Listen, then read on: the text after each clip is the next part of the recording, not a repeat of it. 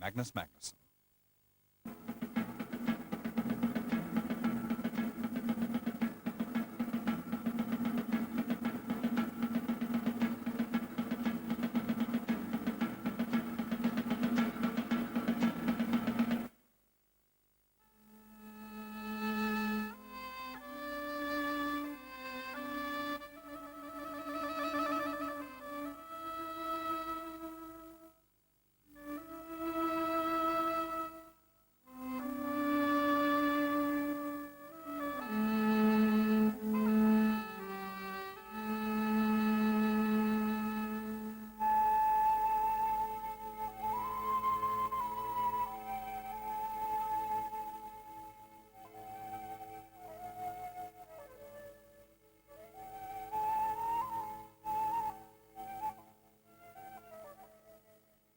Once upon a time, long, long ago, there was, according to ancient legend, a paradisal land called Atlantis, peopled, according to Plato, by the noblest and fairest race of men that ever lived, the heart of a great and wonderful empire supreme in all the arts of war and peace. And then, in a season of violent floods and earthquakes, this country sank beneath the sea in a single night and day. Memory was numbed by the catastrophe, and no one now knows where Atlantis was. All that we do know is that for centuries, the idea of Atlantis, lost Atlantis, has haunted the imagination. And now look at the landscape behind me. These tumbled cliffs form almost a circle around what was once an ancient volcano, the volcano of Santorin. For this is the island of Santorini in the Aegean, or Thera, as the ancient Greeks called it. And nearly 3,500 years ago, about the year 1470 BC, after a preliminary eruption that caused the total evacuation by the inhabitants, that volcano exploded in the most devastating eruption ever known, leaving just a great gaping hole in the sea, 1,300 feet deep, 8 miles in diameter, 33 square miles in all. And all that was left was this jagged crescent of torn islands round what was once land. The roar of that explosion would have been heard by our ancestors in Britain. It would have obliterated the sun itself for days on end. It would have covered the surrounding seas with a thick crust of pumice and smashed the coasts all around the Aegean with the force of its 150-foot-high tidal waves. But more significantly for our story, it also snuffed out a great civilization, the civilization of the Minoans.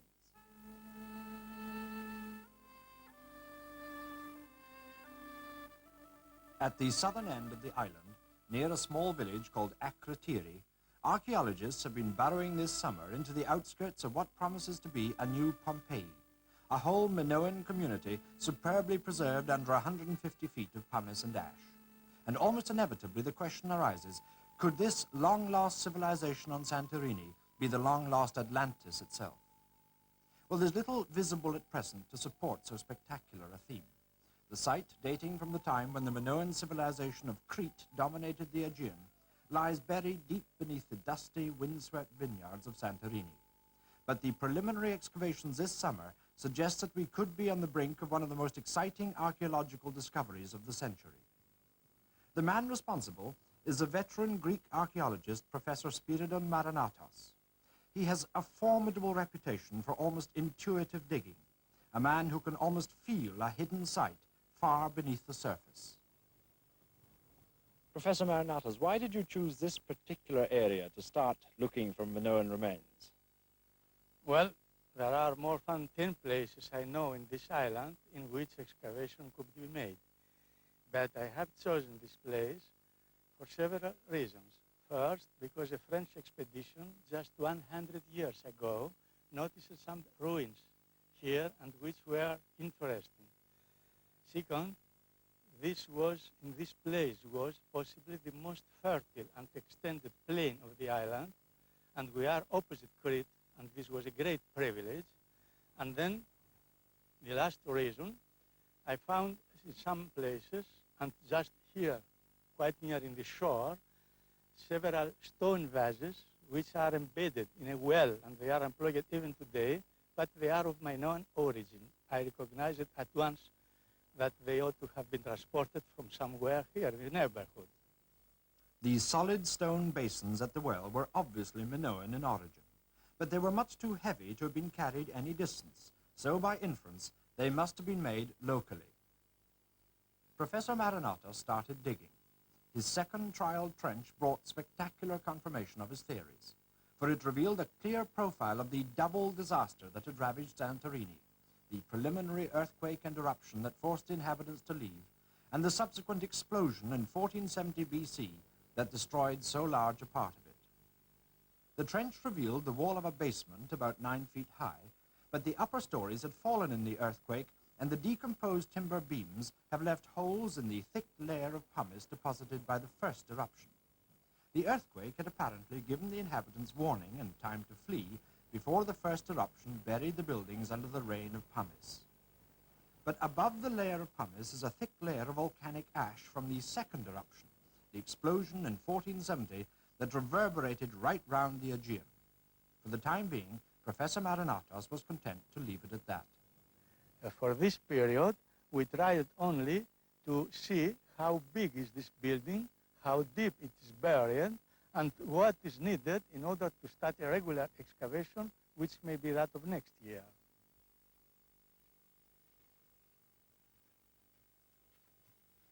Now, this is certainly the largest piece of masonry we've seen so far. Yes, this is the most monumental building so far discovered. The exposed portion of the wall was of hewn ashlar masonry. The fearful heat of the volcano, about 2,000 degrees, had left the stone so brittle that it flaked at a touch, and Marinatos didn't dare expose any more of it. Another wall nearby has been covered over again with pumice to protect it against the weather. Here, Marinatos found 3 vases of unmistakably Minoan origin. So now he began to feel confident that the volcano that ruined Santorini might have saved for posterity a unique account of Minoan life exactly as the inhabitants had abandoned it.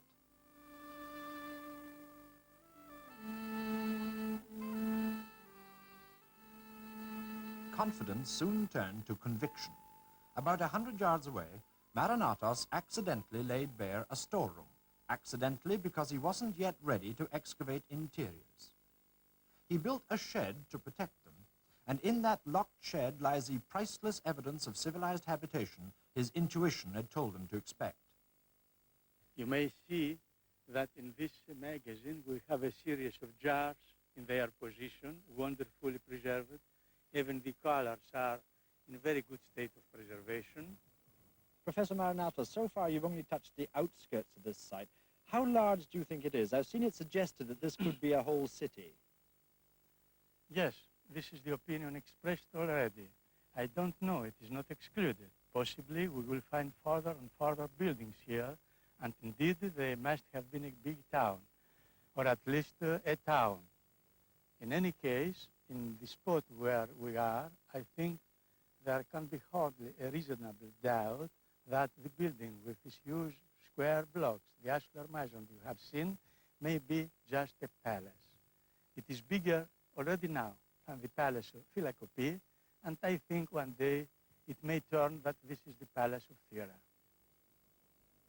Hard by, there is a cave hollowed out long ago by shepherds. And this is how Marinatos intends to excavate the site, by tunneling, not by digging downwards.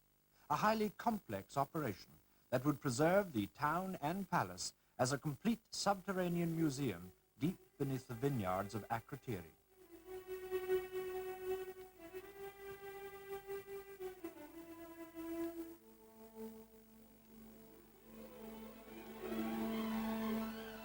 The kind of palace Marinatos hopes to find intact can be seen already at Knossos, 60 miles away in Crete, the motherland of the Minoan civilization, well remembered even in Homer's day. Out in the dark blue sea, there lies a land called Crete, a rich and lovely land, washed by the waves on every side, densely peopled and boasting 90 cities. One of the 90 towns is a great city called Knossos, and there for 9 years King Minos ruled and enjoyed the friendship of almighty Zeus.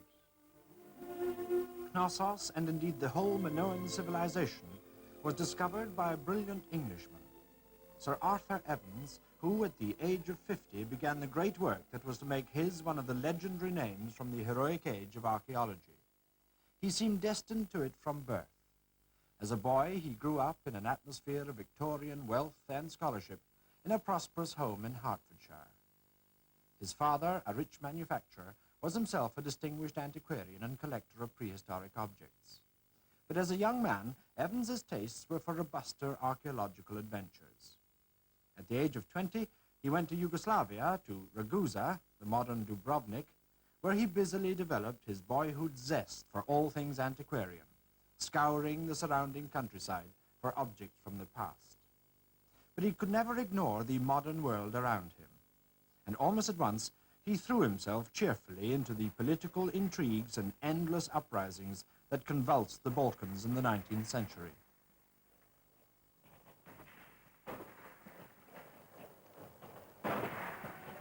He vigorously championed the cause of the oppressed peasant minorities across the border in Bosnia and Herzegovina, appalled by the sufferings of the insurgents at the hands of the Turkish authorities. For 6 years, he practically lived their cause.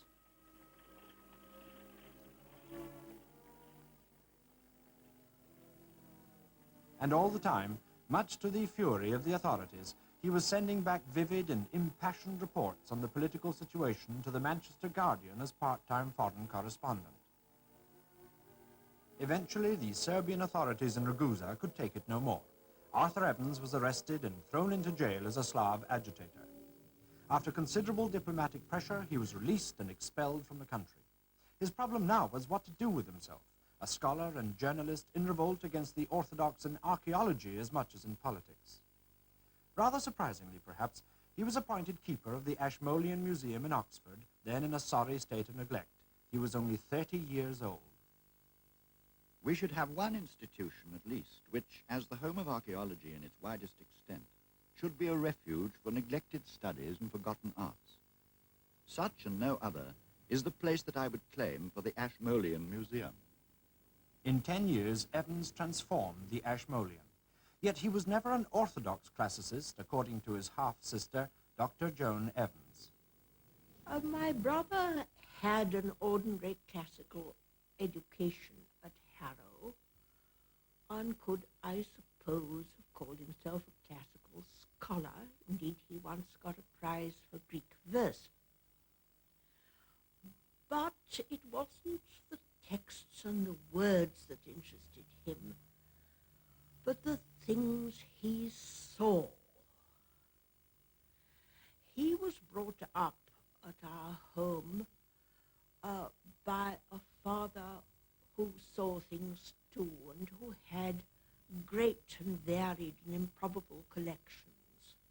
And he learnt there to see. He was very short-sighted, like me. He'd take off his glasses. He'd hold something about 6 inches from his nose, and he would see it in a detail and with an understanding that made him able to suck up knowledge out of it better than anybody else I've ever known, except perhaps my father. And naturally, he used this knowledge, this power, on small things like seal stones, like coins. And in that way, particularly by seal stones, he grew interested in the Aegean area, which he didn't then know. And by just studying the seal stones, he came to feel they were all centered on Crete. These little engraved bead seals and the impressions they were designed to make on clay had fascinated Evans for many years. He had first come across them during a holiday in Greece. Most of them were about an inch across, but some were even smaller, made from various semi-precious colored stones like agate, steatite, hematite, and rock crystal. Evans's microscopic eyesight picked out the intricate quality of the workmanship in a way that no one else had noticed before. He guessed that they must have been used as some sort of identity seal and had possibly been worn as ornaments as well. But where had they come from? To Evans's mind, they weren't Greek in origin at all. In style, they seemed to him pre-Greek, and yet not quite Egyptian either.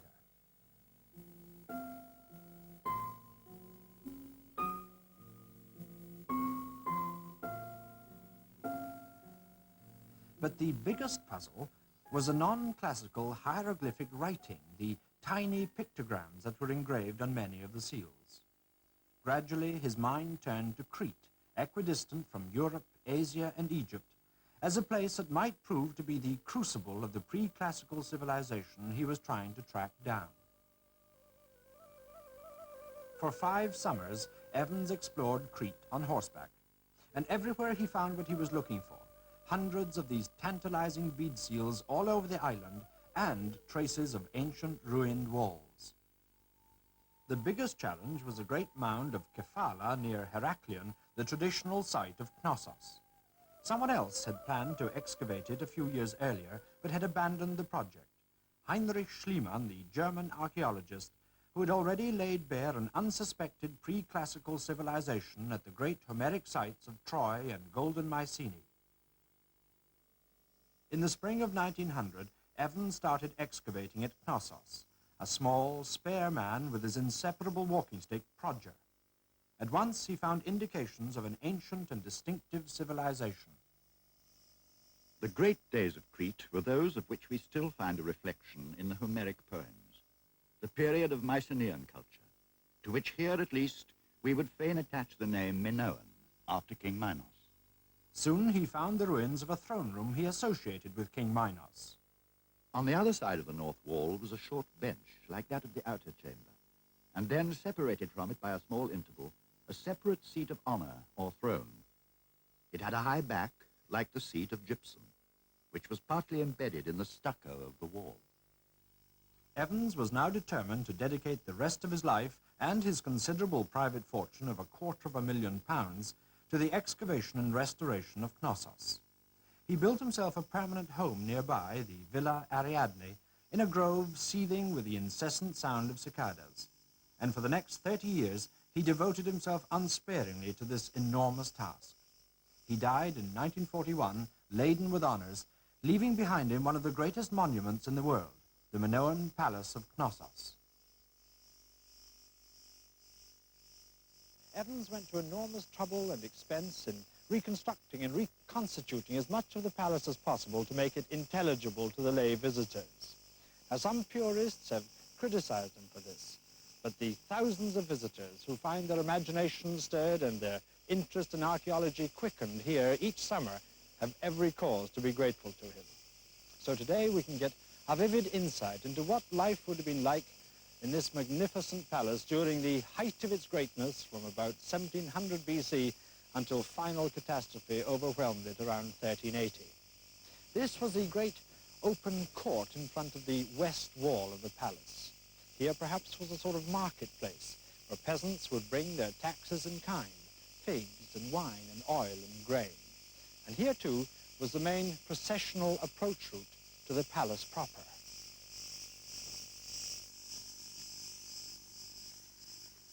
Merchants and ambassadors from Egypt, tribute bearers from the Minoan colonies in the Aegean, would come down this paved corridor, once richly decorated with frescoes, round to the south side of the palace and the main portals. This was the first corner of the palace that Evans partly reconstituted to give some impression of what it would once have been like, because it was here, scattered on the floor amongst a rubble of fallen masonry, that Evans found on the 5th of April 1900 pieces of a fresco. It clearly formed part of a much larger mural that would have gone around all sides of the propylium, representing a whole procession of tribute bearers.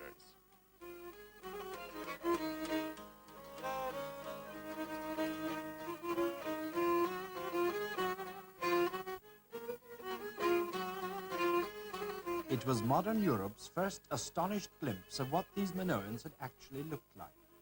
But there were also echoes of figures already known from Egyptian wall paintings, the tribute-bearing Keftiu, ambassadors from some rich but unnamed country. In his diary for that day, Evans described the first figure he had come across. The profile of the face is of the noble type.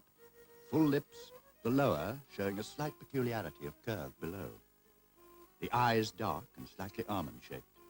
The arms are beautifully modeled. The waist is of the smallest. It is far and away the most remarkable human figure of the Mycenaean age that has yet come to light. I can remember as a little girl his telegram coming to my father saying, "Have found frescoes." My brother loved beauty in any form, but especially the natural form, birds and beasts and above all flowers. And it was such incredible luck, such a fulfillment, if you like, that the frescoes he found had all these things, and that in them he could find not merely archaeological interest, but also beauty.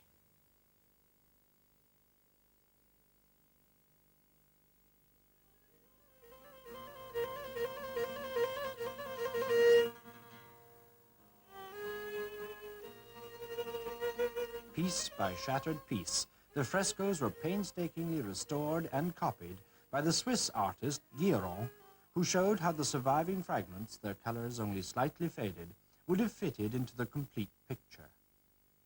And what astonished everyone who saw them was the dazzling society they also portrayed, as gay and sophisticated as Paris itself. It was a palace society as rich as that of the pharaohs in Crete's great commercial neighbor, Egypt. Evans had the restorations copied and hung as nearly as possible in their original positions at Knossos.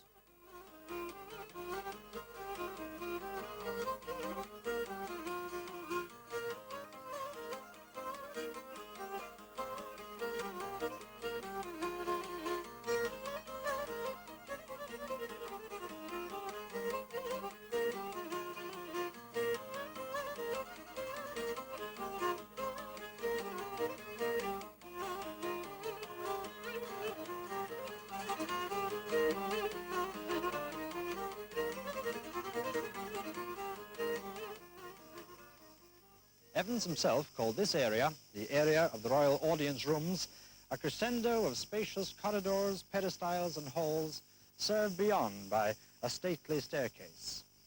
And up here on the piano nobile, as he called it, now open to the skies but once roofed over and glowing with colored frescoes and painted pillars, one begins to feel something of the awful majesty of the legendary sea king with whom Homer associated Crete, King Minos of Knossos.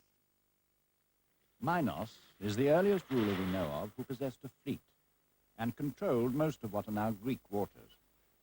He ruled the Cyclades and was the first colonizer of most of them, installing his own sons as governors. King Minos had extorted tribute from neighboring states as far away as Athens, and the Athenian tribute was 7 youths and 7 maidens to be sacrificed to the monstrous Minotaur of Knossos, half man and half bull. Then one year, so the legend says, the Prince of Athens, Theseus, himself volunteered to be one of the 14 victims. He would have landed here at Amnisos, the harbor for Knossos, and then trodden the paved pathway to the north entrance of the palace, the entrance from the sea. The palace that is a maze of corridors and passages that has given our language the word labyrinthine. According to legend, it had been built by King Minos' master craftsman, Daedalus, and so tortuous was it that no one who entered it had any hope of ever finding the way out again. But Ariadne, daughter of King Minos, fell in love with the young Athenian hero and showed him how to solve the secret of the labyrinth. She gave him a clue, a reel of thread which Theseus was to pay out as he descended into the depths of the palace. With the clue of thread to safeguard his return, Theseus stalked the monster in its lair in the heart of the maze.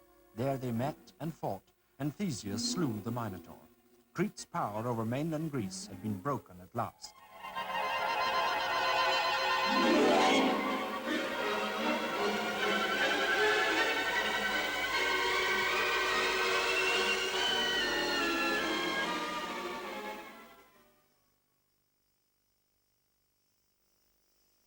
Well, legends are all very well, but frequently, as Schliemann had shown, they have a kernel of historical truth embedded in them.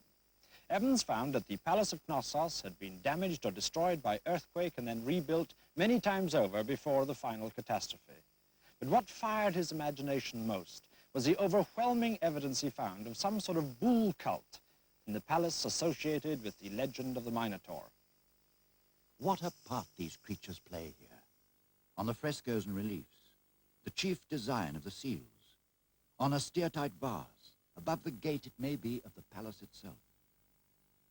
Homer had written in the Iliad, "In bulls doth the earth-shaker delight, Poseidon the earth-shaker, who had punished the proud people of Atlantis by pulling their land beneath the sea." During his excavations, Sir Arthur Evans himself had felt the anger of Poseidon one evening when earth tremors had shaken the site of Knossos yet again. A dull sound rose from the ground, like the muffled roar of an angry bull. It is something to have heard with one's own ears, the bellowing of the bull beneath the earth, who, according to a primitive belief, tosses it on his horns. Evans found a huge symbol of the bull's horns, which he restored and placed on a wall looking out towards the sacred mountain of Zukta, reputed burial place of Zeus. Apart from the bull cult, though, no one can be quite sure what the religion of the Minoans was. But Evans found some clues in a series of sunken, stone-lined repositories near an area of shrines. In one of them, he found a lovely figurine in flounced skirt, a faience statuette of a goddess associated with snakes, the Earth Goddess. Her worship seemed to be centered on the complex of pillared crypts that stood nearby. The pillars were the abode of the goddess, and each one was freely marked with the sign of the double axe, the sacred symbol of the House of Labris, the labyrinth of Minos. But now Evans found the most astonishing fresco of all, a picture that irresistibly suggests some acrobatic sport of bull leaping. The girl acrobat in front seizes the horns of a coursing bull at full gallop, one of which seems to run under her left armpit. The object of her grip clearly seems to be to gain a purchase for a backward somersault over the animal's back, such as is being performed by the boy, identified conventionally by his darker skin. The second female performer behind stretches out both her hands as if to catch the flying figure, or at least to steady him when he comes to earth the right way up. People have argued passionately that this feat of somersaulting over a charging bull's back is impossible to perform. But no one has been rash enough to put it to practical test since the slim young bull leapers of Knossos were immortalized in ivory in mid-flight. But if this incredible and dangerous bull dance took place at all, perhaps with Athenian girls and boys trained to do it, it would have taken place in the open central courtyard which was the focal point of every Minoan palace. And after the performance, the king would progress across the central court to the private royal apartments which he would enter by the grand staircase. With infinite patience and care, Evans managed to preserve much of it intact.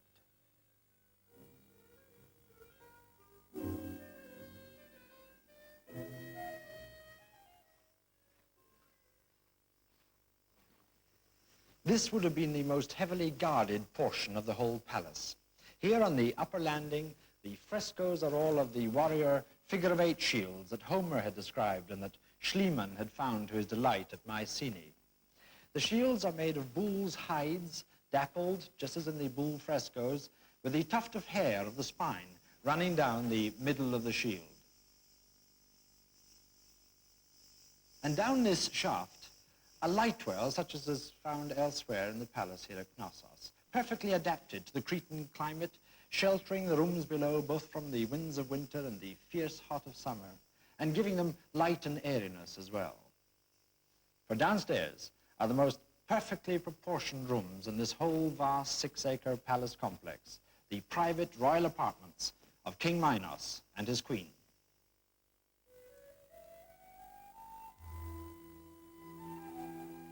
The king's apartments had a large anteroom where courtiers and ambassadors awaiting audience would have gathered.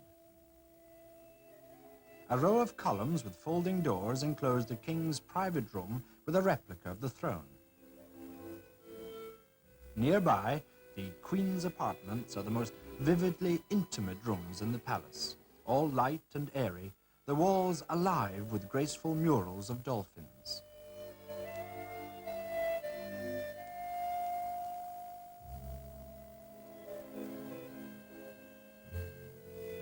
And next door, the Queen's private bathroom with the original bath still in place, for underneath it all, Knossos was a miracle of plumbing. The elaborate drainage system of the palace and the connected sanitary arrangements excite the wonder of all beholders. The terracotta pipes, with their scientifically shaped sections nicely interlocked, which date from the earliest days of the building, are quite up to modern standards.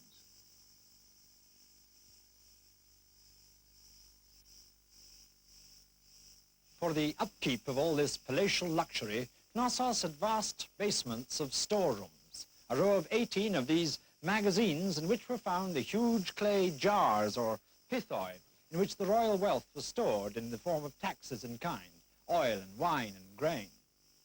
And between the jars were found sunken stone-lined chests in which the more valuable treasures of the palace were kept.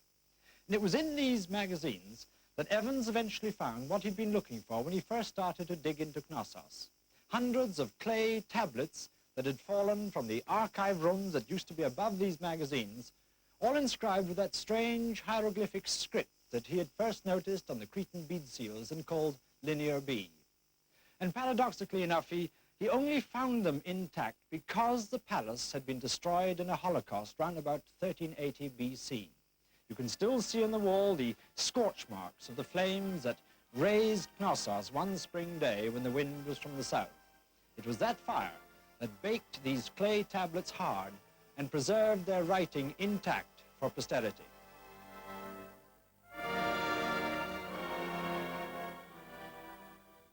The great discovery is whole deposits, entire or fragmentary, of clay tablets, analogous to the Babylonian, but with inscriptions in the prehistoric script of Crete. I must have about 700 pieces by now. It is extremely satisfactory, as it is what I came to Crete 7 years ago to find, and it is the coping stone to what I have already put together. It was only some time after Evans's death in 1941 that the language of the Linear B tablets was eventually deciphered by the late Michael Ventris and his collaborator John Chadwick. And it turned out to be not Minoan, as Evans had thought, but an early form of Greek using Minoan script. The tablets only contain clerical inventories of supplies and wares, but they do tell us that the Greeks had taken over in Knossos. Miraculously, Knossos wasn't totally annihilated by the explosion of Santorini as the other Cretan palaces were. But now it was Greeks who ruled over Crete and who rebuilt or restored the Palace of Knossos for a last great flowering of the Minoan palace culture. And one of the rooms that they added facing the courtyard here was perhaps the most fascinating room in the whole complex, the room of the throne. It wasn't a formal throne room in the modern sense, but a private royal shrine into which the king would disappear for days on end, thereby perhaps giving rise to the whole idea of the Minotaur lurking in his labyrinth, especially if on such occasions the king was wearing the mask of a bull. The shrine was entered off the central courtyard through a small pillared antechamber.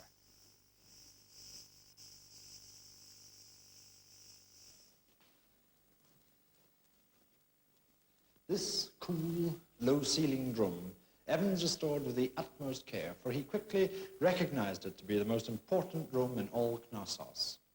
On the other side of the room, facing me, he found a sunken lustral basin, a pit which he thought at first might be a bath, except that there were no plumbing arrangements, and soon recognized to be an area for religious ceremonials of purification. And on this side of the room, on the floor, he found fragments of frescoes depicting the royal griffins of Knossos, which he reproduced on the walls as they might once have been. And then, miraculously preserved in its place between the benches lining the walls, he found a straight-backed throne of gypsum. He left the original here in this room, the oldest throne by far in all Europe. This was the heart of royal Knossos. And when Evans dug into it, he found a grimly vivid scene. For clearly there had been going on here, and was interrupted by the final catastrophe, a religious ceremony. There were alabaster basins for ritual anointing and purification ceremonies lying in confusion where they'd been hurriedly dropped, as if the king had been making a last desperate appeal to his gods against imminent destruction. And on the walls and on the back of this throne were the telltale scorch marks of that last fire. No one now can be sure of the cause of that final disaster in 1380 BC. Perhaps, as Evans himself thought, it was yet another earthquake which ignited the oil jars in the basement. But in that case, surely the grand staircase couldn't have survived destruction. Perhaps it was an uprising of the Minoans themselves against the Greeks who'd taken over their palace and their court. Or perhaps, who knows, it was an invading army of Achaeans from the mainland who swept down on the unsuspecting palace and put it to the flames before the defenders were aware of the danger. And in that case, despite the distortion of chronology, it's very hard to resist the romantic idea that the man who led the invaders through the labyrinthine passages of the palace in search of the bull king of Knossos in his shrine was called Theseus. We know now that the old traditions were true. We have before our eyes a wondrous spectacle, the resurgence, namely, of a civilization twice as old as that of Hellas. It is true that on the old palace site, what we see are only the ruins of ruins, but the whole is still inspired with Minos' spirit of order and organization, and the free and natural art of the great architect, Daedalus. The spectacle, indeed, that we have here before us is assuredly of worldwide significance. Compared with it, how small is any individual contribution? So far, indeed, as the explorer may have attained success, it has been as the humble instrument inspired and guided by a greater power.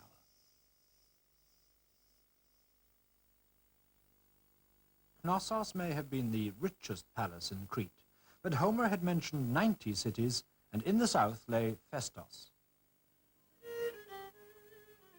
The palace of Phaistos was built to much the same pattern as that of Knossos. Here were the same great flights of stairs of hewn gypsum, a smooth white crystalline stone. The staircases swept upwards to large pillared halls. Only the base of the columns now remains to indicate their former extent.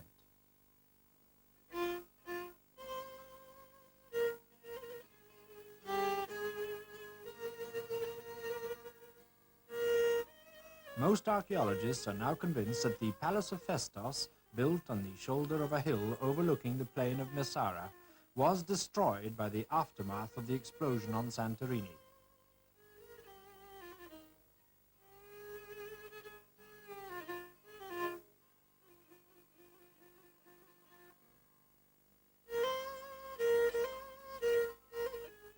The same evidence of wholesale destruction is apparent at Malia, east of Knossos, where the palace was exposed to the full force of the blast and the subsequent tidal wave. Malia was the third largest Minoan palace on Crete. Here, the familiar central court is even better preserved than at Knossos. And here, too, the typical pillared entrance, flanked by giant pythoi, through which traders and travelers came to exchange wares and ideas, and to admire the sophisticated architecture and palace culture that seems to have left so marked an impression on the Egyptians.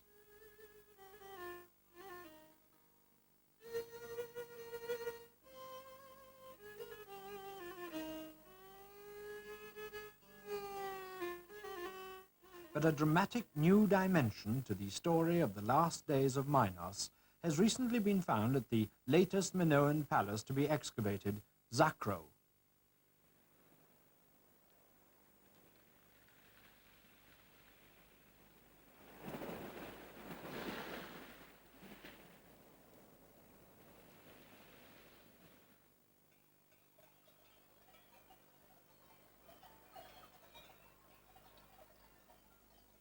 Knossos, Festos, Malia, and now here, Zakro, right on the east coast of Crete.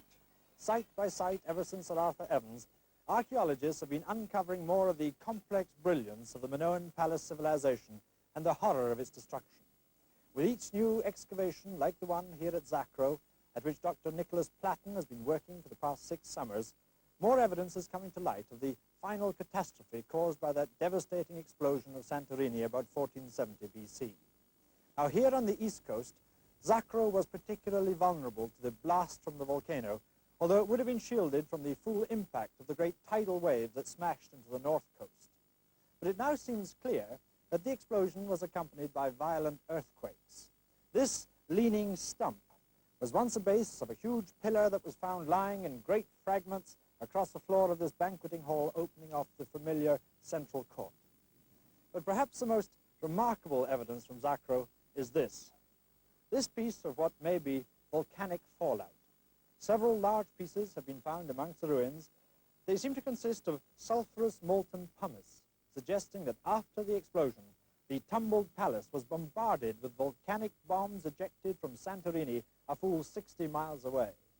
Now, the farthest solid fallout from the eruption of Krakatoa in 1883 was only 25 miles. So if this is volcanic matter, and not all geologists agree on this yet, then it's a dramatic indication of the fearful power of the explosion that ruined this palace of Zakro as it did so many others.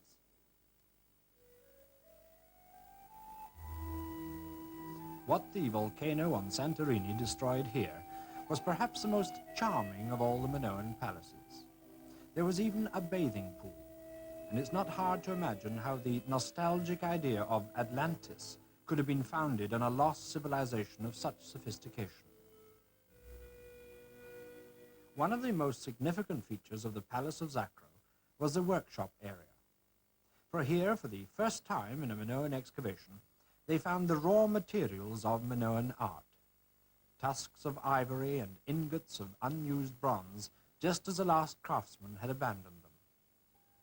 There were fragments, too, of the gold leaf they had used for decorating objects like this superb crystal vase, which was found shattered into 1,000 pieces beneath the rubble.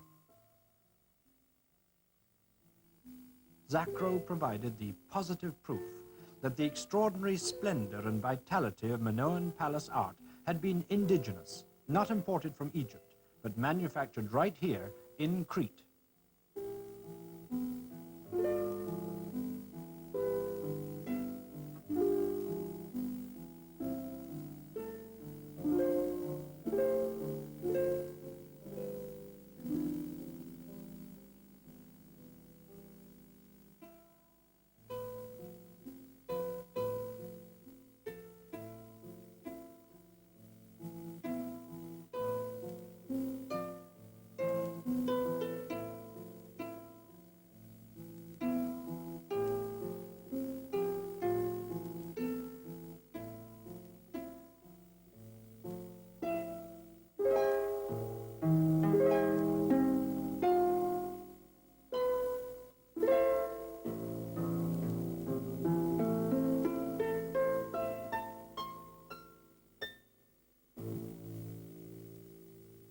Such was the glittering Minoan civilization that was destroyed by the eruption of this volcano here on the island of Santorini nearly 3,500 years ago.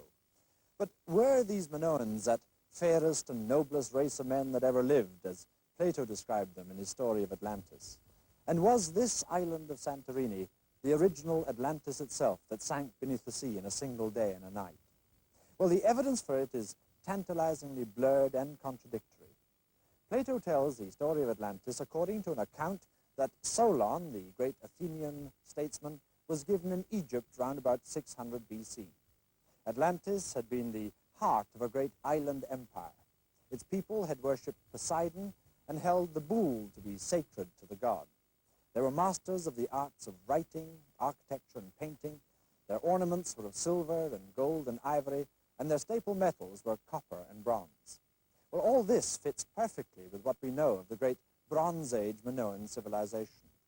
But unfortunately, Plato says that the destruction of Atlantis had taken place some 9,000 years earlier, and he describes Atlantis as having been bigger than Libya and Asia Minor put together, which was obviously far too big for the Mediterranean, so he placed it beyond the Straits of Gibraltar, somewhere in the Atlantic. Now, recently, some scholars have broached the idea that the mathematics involved in the story are wrong by a factor of 10. By reducing the date and the dimensions by this factor of 10, Plato's story could correspond perfectly with the wholesale destruction of the Minoan civilization. And so, according to some scholars, the story of lost Atlantis can be satisfactorily explained in terms of the lost Minoan civilization of Crete and her colonies. Do you think that this island of Santorini was Atlantis? Oh, this is a difficult question to answer, but in any case, I do not believe it. The question of Atlantis is one question which belongs to the sphere of the legend and of the tale. It's possible that the Egyptians had in mind the sinking of an island in the Aegean, surely not of the tiny island of Hera, but they transported this disappearing to their beloved Crete, with which they had ample connections, which broke suddenly after the bigger option about which we have spoken. In such a way, we could explain the legend of Atlantis, born here in the Mediterranean. But even this, for me, is not absolutely sure.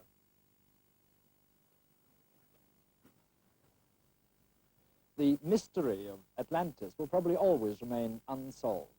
But if the story is a dimly remembered echo of a Minoan golden age in the Mediterranean, then because the end of the civilization in Crete was caused by the same volcano that obliterated this island, then it's not unreasonable to suppose that the Egyptians may have confused and associated the two events in their legends. But whether or not Santorini is the basis for the legend of Atlantis, here on the brink of the great caldera of Santorini, Professor Marinatos may well be on the verge of a Minoan discovery as prodigious as that of Sir Arthur Evans at Knossos. Now, one last little grace note remains to this story of Minoan greatness in Santorini. 2,000 years ago, new land began to appear imperceptibly from the sea. Nia Khomeini, the little burnt one, here in the bay below us. Perhaps Poseidon, the earth-shaker, has repented of the rage with which he destroyed Atlantis once upon a time, and is giving back now land lost in the sea.